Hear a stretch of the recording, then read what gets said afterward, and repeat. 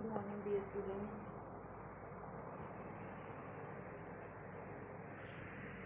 आज की क्लास के अंदर हम लोग फोटो इलेक्ट्रिक इफेक्ट के बारे में पढ़ेंगे। ब्लैक बॉडी रेडिएशन के बाद एक ऐसा इफेक्ट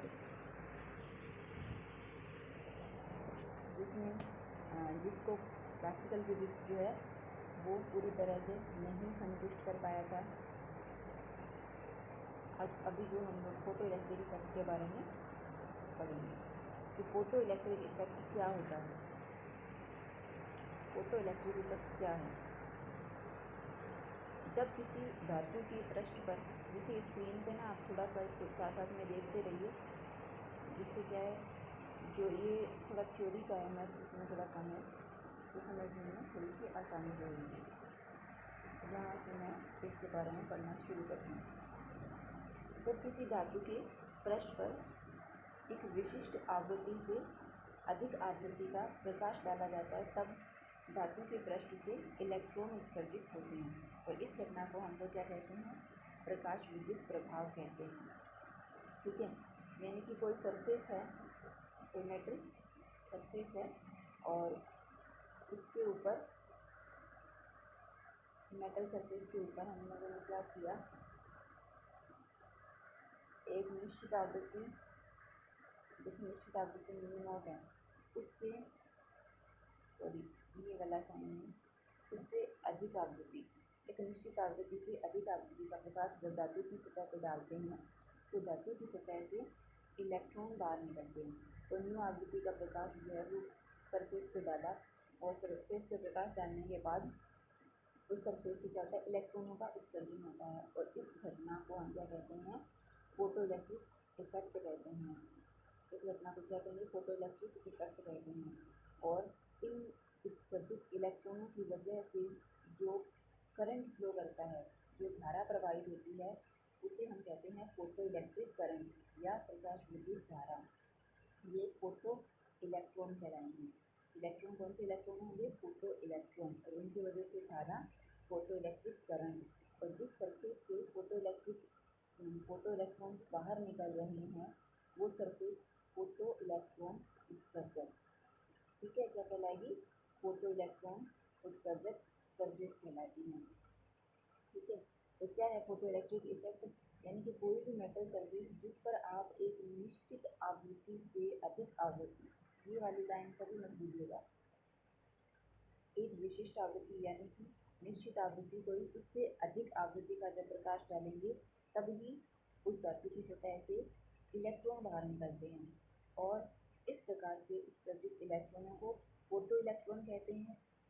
और इन इलेक्ट्रॉनों के कारण जो धारा प्रवाहित होती है उसे हम लोग क्या कहेंगे?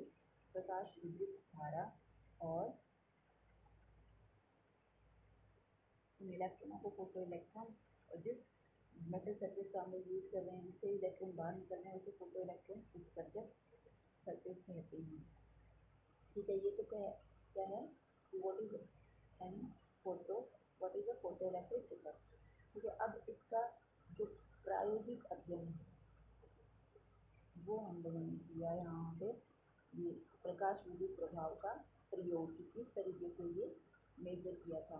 तो ये प्रकाश विद्युत प्रभाव का जो प्रयोग करने का जो सर्किट डायग्राम है वो है। इसमें ये क्वार्टर की ग्लास की एक ट्यूब होती है, वैक्यूम ट्यूब होती है ये, ठीक है, क्वार्टर या ग्लास की वैक्यूम ट्यूब होती है। इसमें ये दो धातु की प्लेटें होती है, P1 और, तो इसके अंदर क्या है? P1 और P2 दो धातु की प्लेट रहती हैं, P1 और P2। ओके, P1 जो है वो ऋणात्मक विभव वाली है और P2 जो है वो अभी धनात्मक विभव वाली है और ये निर्वातित क्वार्ट्ज की ट्यूब होती है। इसमें हमने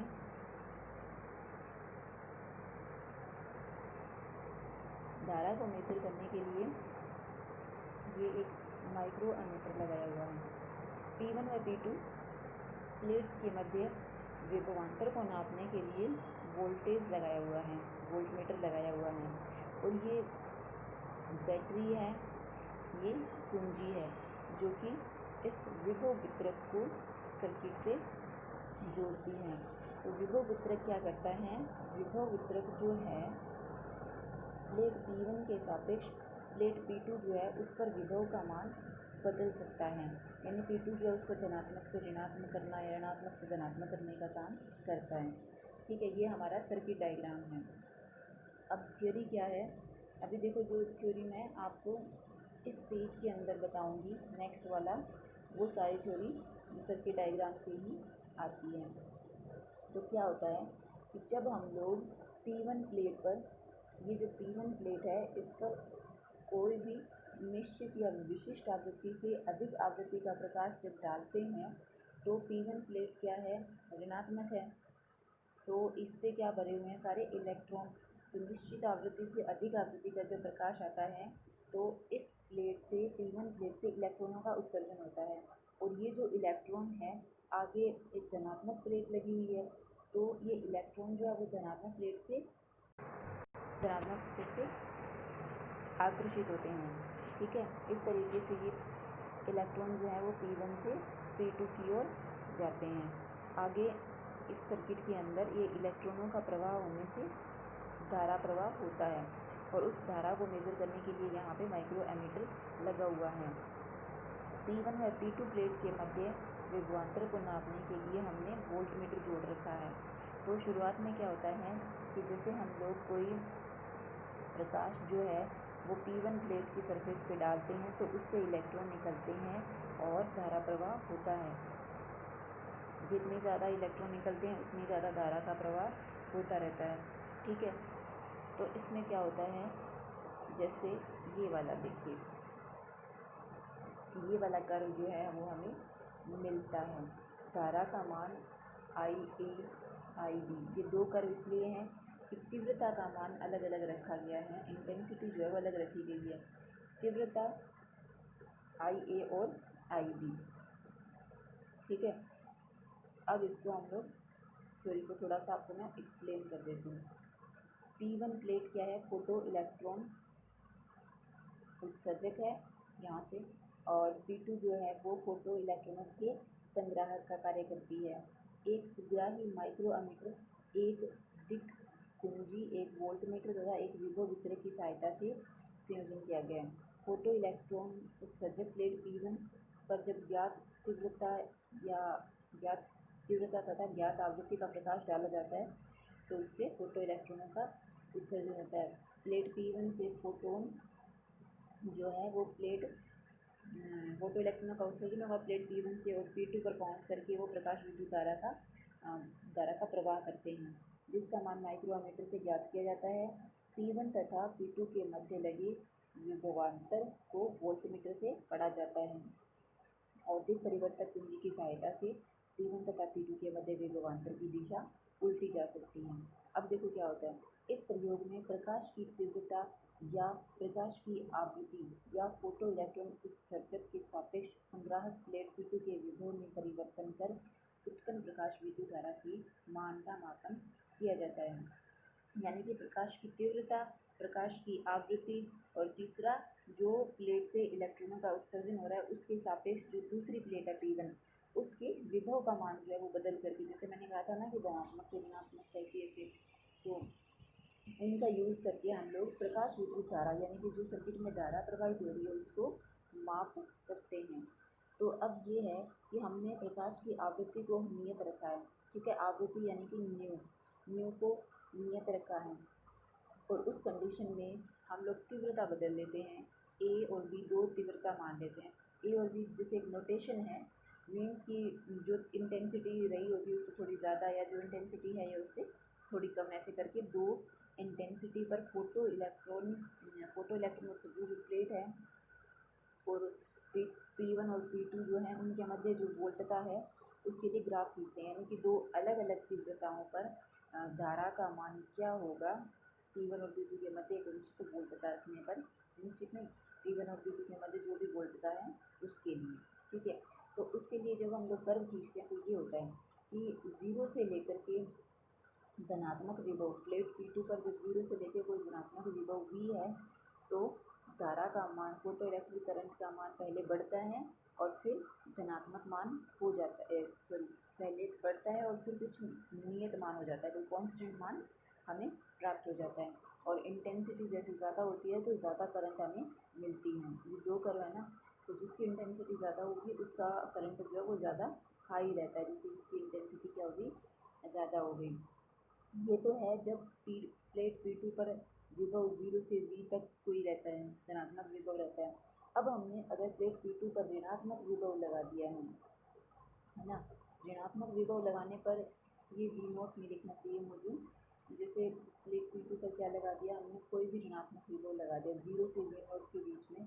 तो ऋणात्मक विभव लगाने से क्या होता है, इधर प्लेट P1 पे भी नेगेटिव है, इधर प्लेट P2 पे भी नेगेटिव। अब यहाँ से जो इलेक्ट्रॉन निकलेंगे वो प्लेट P2 से प्रतिकर्षित होते हैं, ठीक है, तो वो उधर जाना नहीं चाहेंगे। लेकिन क्या होता है, जिन इलेक्ट्रॉनों की गतिज ऊर्जा ज़्यादा होती है वो क्या है, फिर भी प्लेट P2 पर पहुंच जाते हैं और उनकी वजह से सर्किट के अंदर या परिपथ के अंदर धारा प्रवाह होता है। तो जिन अधिक गतिज ऊर्जा वाले इलेक्ट्रॉनों की वजह से हमें ये कर्व भी प्राप्त होते हैं।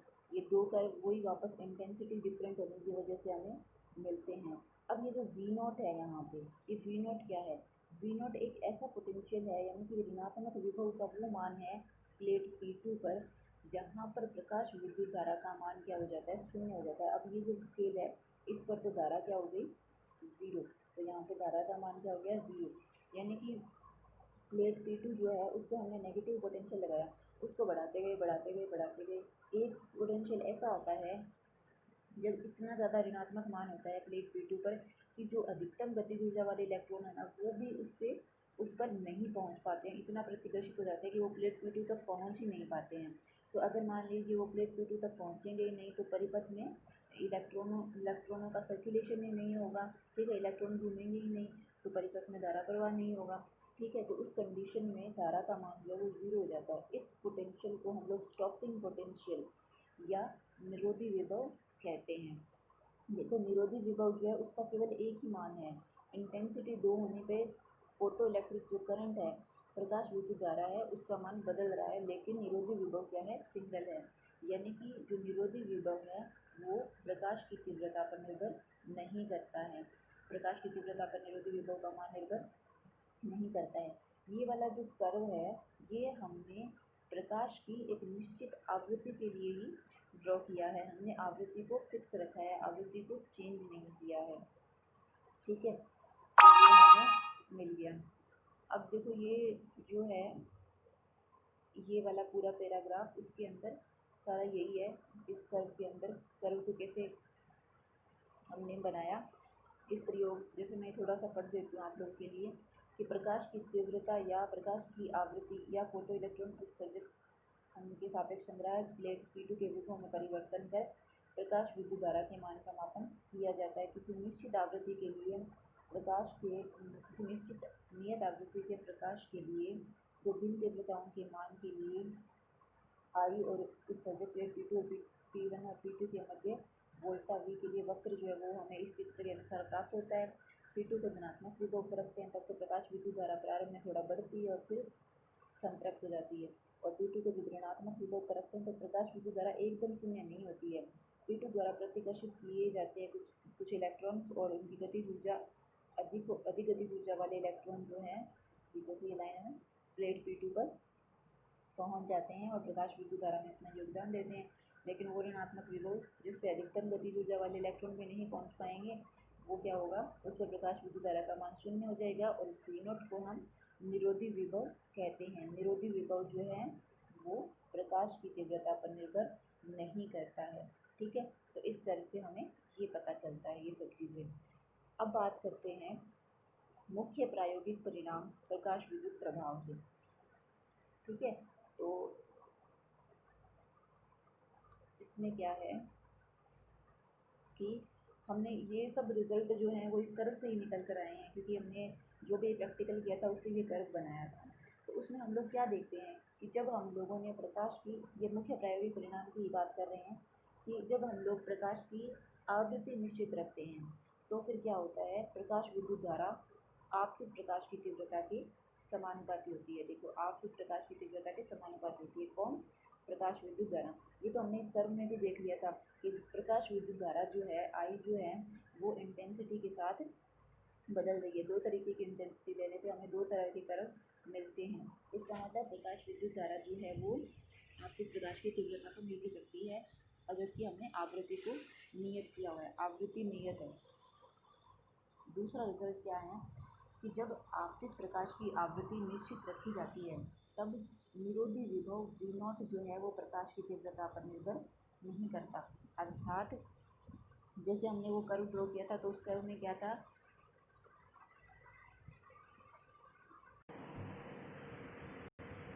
तो सेकंड पॉइंट जो है उसके लिए हमने कर्व में भी देखा था कि जब हम लोगों ने आवृत्ति को निश्चित रखा है तो निरोधी विभव का भी हमें एक ही मान प्राप्त हुआ था V0, और वो प्रकाश की तीव्रता पर निर्भर नहीं कर रहा था। इंटेंसिटी बदलने से वो बदल नहीं रहा था।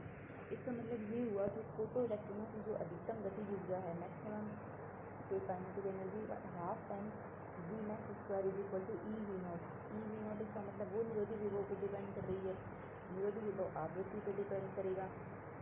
तो ये गतिज ऊर्जा भी क्या है, आवृत्ति पर ही निर्भर करती है, प्रकाश की तीव्रता पर निर्भर नहीं करती है।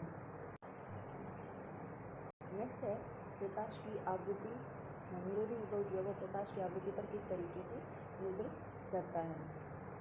तो V0 is equal to ANU plus B, ठीक है, इस तरीके से ये आवृत्ति पर निर्भर करता है। A और B दो कांस्टेंट है, जिसमें से क्या होता है, A नियतांक जो है वो फोटो उत्सर्जक पदार्थ पर निर्भर नहीं करता और नियतांक B का मान फोटो उत्सर्जक पदार्थ पर निर्भर करता है। तो इसका तो ज़्यादा कोई वो नहीं है मैटर।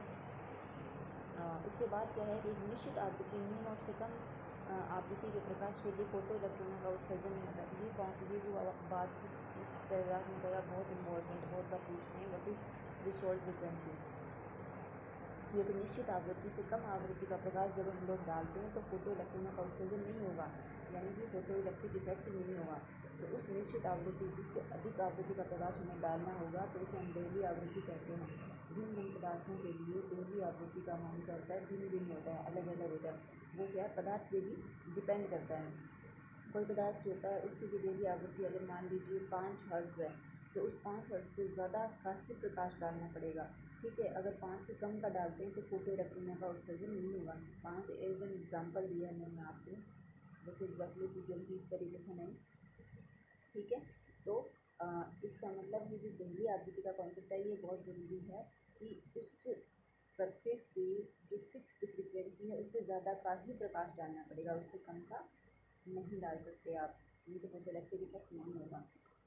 नेक्स्ट है क्योंकि फोटो इलेक्ट्रॉनों की अधिकतम गतिज ऊर्जा half M V max square is equal to EV0 होता है। तो हम कह सकते हैं कि प्रकाश विद्युत प्रभाव में उत्सर्जित फोटो इलेक्ट्रॉनों की अधिकतम गतिज ऊर्जा प्रकाश की आवृत्ति पर निर्भर होती है। जैसे ये बात हमने ऊपर ही कह दी थी कि अगर ये अधिकतम गतिज ऊर्जा है वो अगर निरोधी विभव पर डिपेंड करती है, निरोधी विभव फ्रिक्वेंसी पे है, ये भी क्या हो गया, फ्रिक्वेंसी पे डिपेंड करेगा। गतिज ऊर्जा भी किस पर डिपेंड करेगी, फ्रिक्वेंसी पे डिपेंड करती है, ठीक है। उसके बाद क्या है, उसके बाद ये कहता है कि अगर ये तो हमने जैसे आवृत्ति के फॉर्म में लिया, तरंग दैर्ध्य के फॉर्म में लें तो फिर ये हो जाता है कि एक निश्चित तरंग दैर्ध्य से कम तरंग दैर्ध्य का प्रकाश डालना पड़ेगा, क्योंकि आवृत्ति is inversely proportional to wavelength, ठीक है। तो जब हम लोग वेवलेंथ आवृत्ति में ये कहते हैं कि एक निश्चित आवृत्ति से अधिक आवृत्ति, तो तरंग दैर्ध्य में क्या कहेंगे, एक निश्चित तरंग दैर्ध्य से कम तरंग दैर्ध्य का प्रकाश डालने पर फोटो इलेक्ट्रिक इफेक्ट होगा, अदरवाइज नहीं होगा।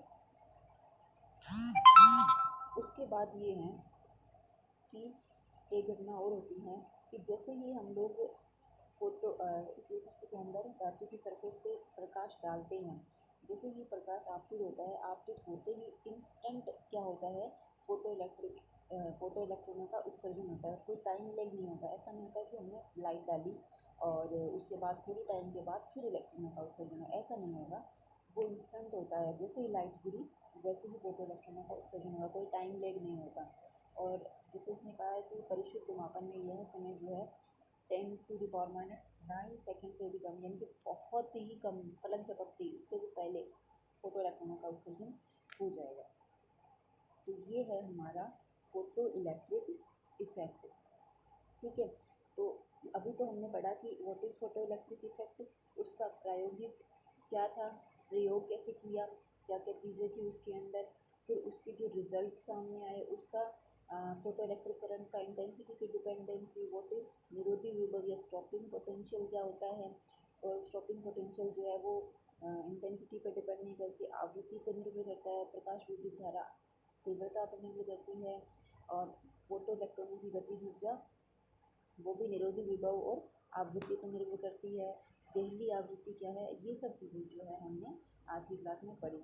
उसके बाद बात करेंगे कि प्रकाश विद्युत प्रभाव को समझाने में चिरसम्मत सिद्धांत की असफलता। चिरसम्मत सिद्धांत या जो क्लासिकल थ्योरी है वो किस तरीके से इस प्रभाव को समझाने में असफल रही। अभी मैंने ऊपर शायद मुझे कुछ चीज़ें बताना मैं भूल गई थी, जैसे दो कर्व ड्रॉ कर रखे हैं ना, एक तो ये वाला, तो ये तो प्रकाश विद्युत धारा और प्रकाश तीव्रता, इलेक्ट्रिक करंट और तीव्रता के साथ ग्राफ है। तो तीव्रता जैसे बढ़ेगी प्रकाश विद्युत धारा उसके साथ डायरेक्टली प्रोपोर्शनल होती है, तो वो भी कर्व लीनियर आया है। और न्यू कांस्टेंट मतलब एक निश्चित आवृत्ति के लिए प्रकाश की तीव्रता के साथ प्रकाश विद्युत धारा का मान रैखिक रूप से बढ़ता है, ये वाला कर्व है। दूसरा ये कर्व जो दिया गया है इसमें ये है निरोधी विभव और ये है आवृत्ति। तो निरोधी विभव जो है वो आवृत्ति पर निर्भर करता है। अलग अलग धातुओं के लिए निरोधी विभव का मान भी अलग अलग होता है, क्योंकि देहली आवृत्ति भी अलग अलग होती है सभी धातुओं के लिए। ठीक है, तो चिरसम्मत सिद्धांत जो है वो किस तरीके से फेल हो गया हमारी इस थ्योरी को समझाने में। तो देखो क्लासिकल जो है उसकी बातें ये है,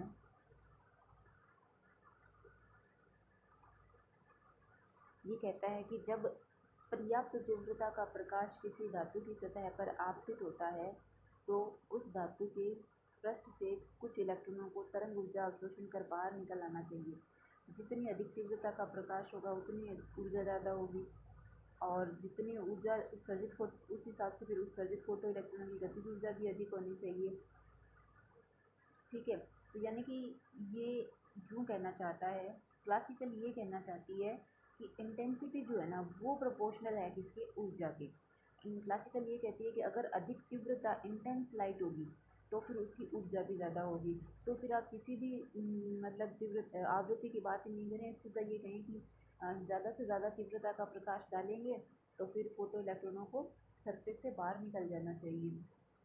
ठीक है, क्योंकि तीव्रता ज़्यादा होने से क्या हो जाएगा, ऊर्जा ज़्यादा हो जाएगी। अब ऊर्जा ज़्यादा हो जाती है तो फोटो इलेक्ट्रॉनों की गतिज ऊर्जा भी ज़्यादा हो जाएगी, जो इलेक्ट्रॉन बाहर निकल रहे हैं उनकी गतिज ऊर्जा भी ज़्यादा हो जाएगी। ठीक है, तो फिर ये गतिज ऊर्जा भी क्या हो गई, तीव्रता पर निर्भर करती है। यानी कि उसने कहा कि ये प्रभाव जो है वो तीव्रता का वजह से हो रहा है, तीव्रता ज़्यादा होने पर हो रहा है। जबकि जब प्रयोग किए गए प्रयोगों से ये पता चलता है कि तीव्रता को बढ़ाने पर भी अगर हम लोग आवृत्ति को कम रखते हैं और तीव्रता को बढ़ाते जाएं तो भी धातु की सतह से इलेक्ट्रॉन बाहर नहीं निकलते हैं। तीव्रता जो है वो रिस्पॉन्सिबल नहीं हो पाती है, प्रभाव किसका पड़ता है, आवृत्ति का पड़ता है। अगर हम आवृत्ति को एक निश्चित आवृत्ति से अधिक कर दें तो फिर फोटो इलेक्ट्रिक इफेक्ट होता है। इंटेंसिटी को कितना भी बढ़ाए जाओ उसका कोई प्रभाव नहीं पड़ता है। तो यहाँ पे क्लासिकल जो है वो फेल हुई। क्लासिकल का ये कहना कि किसी भी तीव्रता का आप ज़्यादा से ज़्यादा तीव्रता का प्रकाश डालोगे ना तो धातु की सतह से इलेक्ट्रॉन बाहर निकल जाएंगे, तो ये इसका एक फेलियर था। दूसरा ये है कि किसी भी आवृत्ति पर प्रकाश तीव्रता अत्यधिक धातु पृष्ठ पर तो तरंग ऊर्जा अवशोषण कर इलेक्ट्रॉन को पृष्ठ से बाहर आ जाना चाहिए, जैसे वो देहली आवृत्ति का कॉन्सेप्ट था। दूसरा ये फेलियर था कि उन्होंने कहा कि किसी भी तीव्रता से अधिक तीव्रता का डालेंगे तो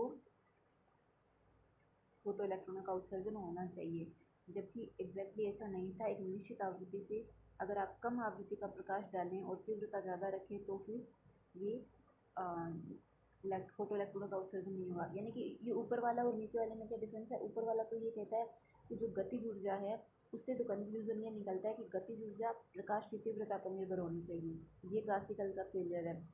दूसरा कि जो कॉन्सेप्ट है आवृत्ति का वो ये कहता है इंटेंसिटी ज़्यादा होने पर भी फोटो इलेक्ट्रिक इफेक्ट हो जाएगा, जबकि ऐसा नहीं है। निश्चित आवृत्ति या थ्रेशोल्ड फ्रीक्वेंसी से ज़्यादा का लाइट डालेंगे तभी फोटो इलेक्ट्रिक इफेक्ट होगा। दूसरा फेलियर। थर्ड ये है, तीसरा पैराग्राफ जो इसने ये वाला लिखा है ना, इसमें ये कहता है कि क्लासिकल ये कहती है कि जैसे ही लाइट गिरती है सरफेस पे तो वो लाइट जो है ना क्लासिकल के हिसाब से क्या है, जो हाईली इंटेंस लाइट होगी उसकी जो ऊर्जा होती है वो उसके तरंगाग्र में होती है। तरंगाग्र आपने ट्वेल्थ क्लास में पढ़ा होगा ना, जैसे ये ऐसे लाइट जाती है तो ये इसका तरंगाग्र, इसमें क्या है, इसकी ऊर्जा समाहित है, ये ऐसे कहना चाहता है। तो जैसे ही सरफेस पे लाइट गिरती है ना, तो ये तरंगाग्र जो है वो पूरे सब इलेक्ट्रॉनों के अंदर उस एनर्जी को डिस्ट्रीब्यूट करने लग जाता है। सब इलेक्ट्रॉनों को एनर्जी डिस्ट्रीब्यूट होती है, उसके बाद ये इलेक्ट्रॉन जो वो सरफेस से बाहर निकलते हैं। तो क्लासिकल ये कहती है कि जब लाइट गिरती है और इलेक्ट्रॉन निकलते हैं तो थोड़ा टाइम लगेगा, क्योंकि तरंगाग्र के द्वारा समस्त इलेक्ट्रॉनों में ऊर्जा का वितरण होता है। जबकि प्रैक्टिकली क्या मिला कि लाइट गिरी और इलेक्ट्रॉन बाहर निकले, ऐसा कुछ नहीं था, टाइम लेग था ही नहीं। तो क्लासिकल जो है वो यहाँ पर भी फेल हुई। इस प्रकार से जो क्लासिकल थ्योरी है वो प्रकाश विद्युत प्रभाव की व्याख्या करने में फेल हो गई। और उसकी तीन मेजर बातें थी। एक तो गतिज ऊर्जा का प्रकाश की तीव्रता पर निर्भर नहीं होना, ये गतिज ऊर्जा का प्रकाश की तीव्रता पर निर्भर होना, ये उनका फेलियर था। उन्होंने ऐसे कहा कि गतिज ऊर्जा प्रकाश की तीव्रता पर निर्भर करेगी, जबकि ऐसा नहीं होता है। दूसरा, उन्होंने पहली आवृत्ति की आवश्यकता को नहीं समझाया, ठीक है। और तीसरा, इलेक्ट्रॉनों के उत्सर्जन में टाइम लेग, ठीक है। तो उन्होंने कहा कोई टाइम लेग होगा, जबकि एग्जैक्टली क्या होता है, एक्चुअली टाइम लेग नहीं होता है। तो इस तरीके से हमारी जो क्लासिकल है वो फेल हो गई। उसके बाद है फोटो इलेक्ट्रिक इफेक्ट की व्याख्या, आइंस्टीन का क्वांटम सिद्धांत। तो आइंस्टाइन के क्वांटम सिद्धांत से फोटो इलेक्ट्रिक इफेक्ट की व्याख्या करनी है, तो ये हम लोग नेक्स्ट क्लास में करेंगे। और अभी जो आज पढ़ा उसके अंदर आप लोगों को कोई भी प्रॉब्लम हो तो आप मतलब मुझे मैसेज करके पूछ लीजिएगा। और अभी नोट्स के पीडीएफ भी मैं आपको भेज देती हूँ। वैसे बुक है और जितनी जल्दी हो सके आप भी परचेज़ करने की कोशिश कीजिएगा। Thank you.